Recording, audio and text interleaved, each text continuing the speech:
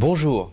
Certains immeubles peuvent se voir, en tout ou partie, reconnaître la qualification de monument historique ou assimilé, c'est-à-dire inscrit à l'inventaire supplémentaire, ou bien ayant obtenu le label Fondation du patrimoine, ou encore reconnu comme faisant partie du patrimoine national, ayant obtenu un agrément du ministère des Finances.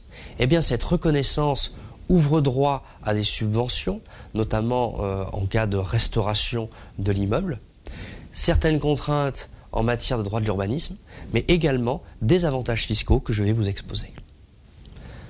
Lorsque l'immeuble concerné est détenu dans le patrimoine privé, eh bien, il existe notamment des avantages fiscaux en matière d'impôt sur le revenu, voire de prélèvements sociaux. Alors il faut procéder à une distinction entre les immeubles qui génèrent des recettes, notamment locatives, qui sont donc loués en location nue, qui génèrent des revenus fonciers, et des immeubles qui ne seraient pas loués, et donc le propriétaire aurait la jouissance.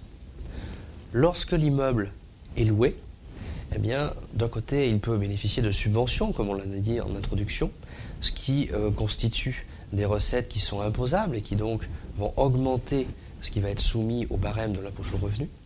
Mais il est à relever que non seulement il pourra déduire de ses revenus fonciers l'ensemble des charges que n'importe quel propriétaire qui met en location son bien peut déduire, mais en plus, il pourra déduire des charges qui ne sont pas déductibles en droit commun de façon courante sur n'importe quel immeuble. Par exemple, des dépenses de restauration sur des éléments qui sont classés. En outre, s'il réalise un déficit sur un immeuble commun, eh bien, on ne peut pas imputer plus de 10 700 € sur le revenu global. Eh bien, si vous faites un investissement locatif qui porte sur un immeuble historique, eh bien, le déficit éventuellement généré par la location va pouvoir s'imputer sans aucune limitation sur le revenu global soumis au barème progressif. Lorsque l'immeuble n'est pas loué, eh bien, en principe, en fiscalité, on ne bénéficie pas d'avantages fiscaux particuliers. Eh bien, c'est une exception, puisque lorsqu'un immeuble n'est pas loué, eh bien, les charges d'entretien, les charges de restauration peuvent, en tout ou partie, soit à 50%, soit à 100%, être déduites directement du revenu global, c'est-à-dire du revenu qui est soumis au barème progressif. Alors le taux de 50 ou de 100% varie selon le type de classification de l'immeuble, selon le type de dépense, selon que l'immeuble est ouvert ou non à la visite, etc.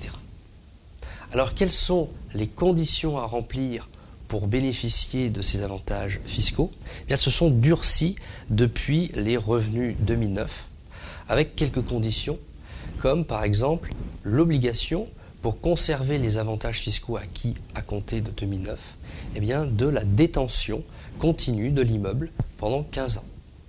Alors si on donne l'immeuble, le donataire, celui qui reçoit, peut continuer la durée de 15 ans en prenant l'engagement de le poursuivre jusqu'à son terme. Le cas du décès, de l'invalidité, du licenciement ne remet pas en cause les avantages fiscaux, car ce sont des événements considérés comme exceptionnels et subis. Autre condition qui est nécessaire à l'obtention des avantages, c'est que désormais également, eh bien, on ne peut pas détenir un immeuble historique via une société civile, sauf si elle reste familiale ou si elle a obtenu un agrément. Dernier point, on ne peut plus non plus gérer les monuments historiques par des mises en copropriété qui permettaient, entre guillemets, de vendre des monuments historiques à la découpe. Ces immeubles peuvent bénéficier d'autres avantages fiscaux. Par exemple, en matière de droit de succession, certains monuments historiques, s'ils acceptent la contrainte d'une ouverture au public, de visite, peuvent bénéficier d'une exonération de droit de succession. Cette exonération ne s'applique en revanche pas en matière de droit de donation et il n'existe pas d'avantage en matière d'ISF.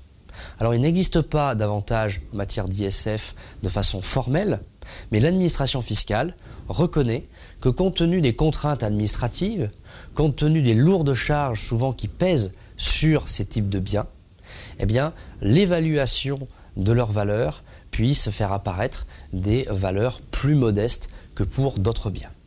Et en cas de volonté de la part de l'administration fiscale de contester la valorisation de ces immeubles, ça va être difficile parfois pour elle de trouver des immeubles comparables, similaires. Donc elle ne pourra utiliser que des méthodes approchantes, ce qui lui complique d'autant plus la tâche.